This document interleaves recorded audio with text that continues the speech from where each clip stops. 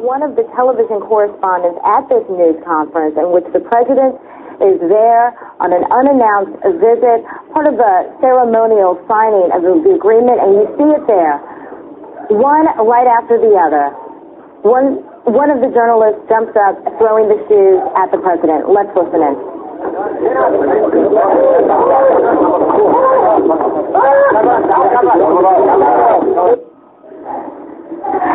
And we have been looking at video that just arrived here a few moments ago, video of a news conference with President Bush and Prime Minister Nouri al-Maliki as they talked about their signing of this agreement, the status of forces agreement and strategic agreement. Let's listen in to the reaction.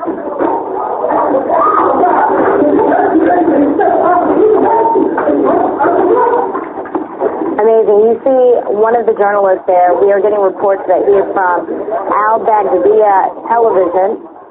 A correspondent at this press conference reportedly says, "This is the end." Makes the statement, "This is the end," just before throwing the shoes. Patty Culhane joins us now live from the White House. Patty? Hey, Christina, how are you? As you've just seen the video, President Bush, we should point out, was not injured. As you saw, the shoes sailed over his head. I'm just going to ask if we could switch the monitor real quick so I can see what you're seeing.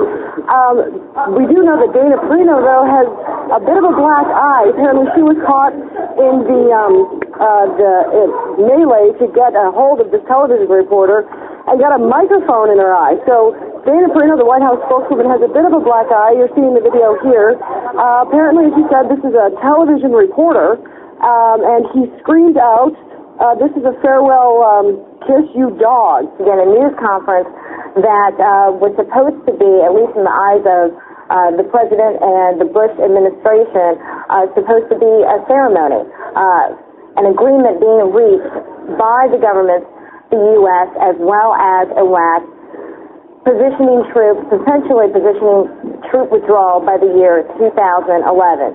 Instead, we will remember about this, quite frankly, are these shoes. And we are now getting information that the president apparently jokingly responded following this incident, saying that this was a size 10 shoe.